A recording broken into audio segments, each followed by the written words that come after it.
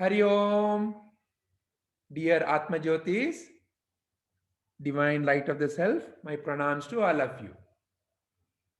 So, let us continue our Mahabharata story. So, we have seen that the Pandavas and the Kauravas now are being brought up in the palace, and now both of them are being trained in various kinds of vidya, like archery, like Veda, like Sanskrit, like astronomy, like that. So many subjects they are being taught by Guru Krupacharya. Krupacharya has taught them so many subjects.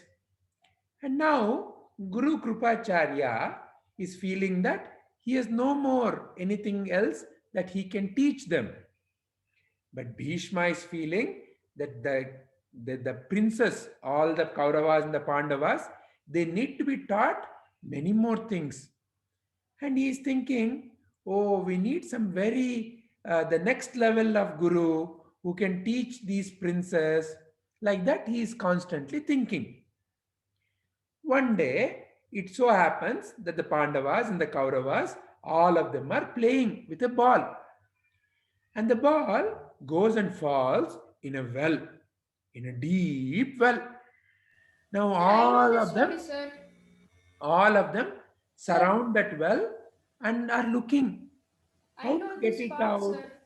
They have no way to get it out. There is nothing around them through which they can lift that ball. What to do? Then, out of nowhere, one very tall and glowing person appears.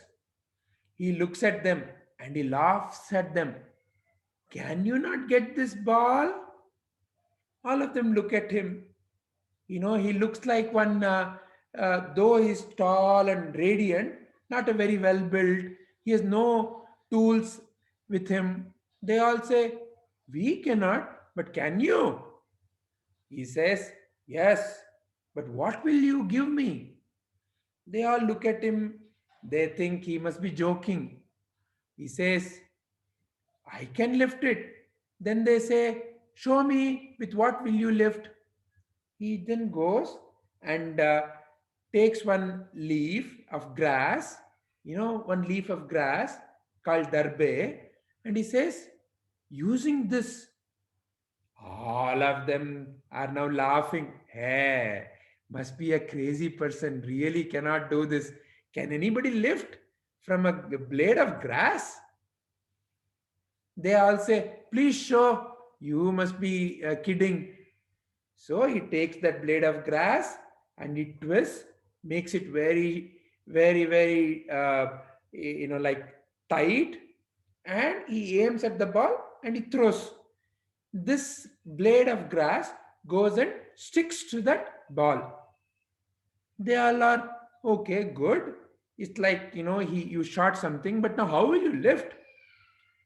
Next, what he does is, like that, he takes so many blades of grass, makes them sharp, and he throws the next one. This next one goes and connects to the previous one. Like that, one by one, one by one, one by one, he throws, and as if it's like one big rope. And now it is at the top of the well. Now he just pulls out the ball as if he's taking water from a bucket. All the princes are, wow, they'd never seen something like that amazing. They immediately rush to Bhishma and they say, today we saw a miracle. Our ball had fallen into the well, and there was this fellow who came and he had nothing, but with just blades of grass, he lifted the ball. And Bhishma said, really, let me meet that person. I want to see who that is. So he comes running and he looks at him, and Bhishma knows who that is. That is Dronacharya. Dronacharya is the husband of Krupi, and Krupi is the sister of Krupacharya. And he knows that in that entire region there is no other teacher, no other acharya like Dronacharya, who is very well known in the bow and arrows and in many other Yuddha Shastras. And he is very happy that he is there. And then he asks Dronacharya, "Thank you very much for helping the children. What can we do? In fact, I'm so happy that you are here." Dronacharya says, "Hey, Bhishma, I helped them with a purpose. You know, I asked them, what will they give me? They all said, if I get the ball out, they will give me whatever I want. So now, are you here to give me?" The- Bhishma says, "Yes, yes, but before that, I have a request." "What is the request?" He says, "Can you please be the teacher for all these princes? It would be a great thing if you teach them." Dronacharya says, "Absolutely, but I have one condition." Bhishma asks, "What is the condition?" He says, "Call all the princes." All of them come. And he says, "Okay, now Bhishma is asking me to be your acharya. Do you like me to be your acharya?" All of them have seen what he has done, no? They all say, "Yes, it will be an honor if we learn from you." Then Dronacharya asks, "But one condition. Once when my education is over, I will ask something. And will you all give it to me?" All of them are wondering, what is that? They don't know what he's going to ask. But one person raises his hand and he says, "Yes, I will give." And you know who is that? Who was willing to make a promise like that, even without knowing what the Guru was going to ask? That was Arjuna. And Dronacharya looks at Arjuna and he realizes, this is going to be the greatest archer. And all of them ask, "What is that you want?" Dronacharya says, "I will tell you later. But right now, let me talk to Bhishma." So he turns to Bhishma and he says, "Yes, I'm willing to be their Acharya, but on one condition. I need you to give me," he says, "a list. Okay, how much money, how much gau, and how much land." But Bhishma is wondering, why are you asking all of this? In those days, acharyas used to only take as much as necessary to make a living, but not all of this gold and money and all that. Yes, why are you taking all of this? He says, there is a reason.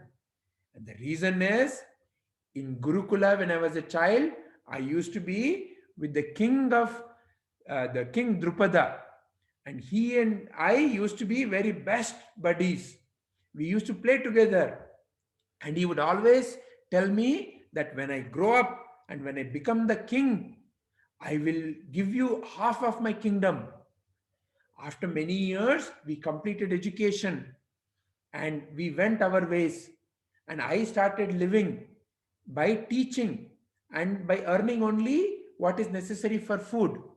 One day it so happened that my son Ashwathama, he wanted milk and there was no milk in the house, and he went out to play, and some of his friends gave him rice powder mixed in water and told him that is milk, and he was drinking that. He was a very young child, very innocent child. When I saw that a young innocent child was drinking rice powder as if it is milk, I could not hold. I was very sad. I thought it is all because of the poverty at home. Then I thought of King Drupada and I went to him to seek some gold and money. But King Drupada acted as if he doesn't even remember me. And he said that I don't deal with such people like you. I don't even remember who you are. Go away. If you want some food, I can give you food. But how dare you come here asking for all this? So, like that, he insulted me. Now, my aim is to take revenge on King Drupada. And that is what I will be asking once when the education is over from these princes. So now, Bhishma, are you willing to give me gold, money, and the power? And also, I have to take my revenge later. Are you okay?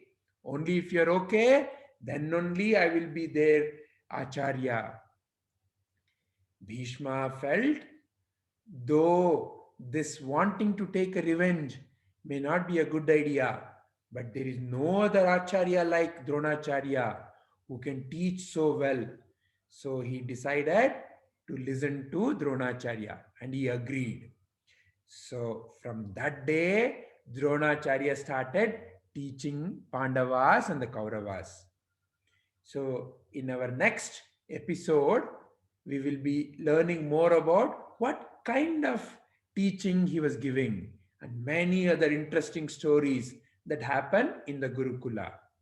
But for now, this is how Dronacharya came to be the Acharya for the Pandavas and the Kauravas. So, we'll continue our Mahabharata from here. Till then, Hari Om.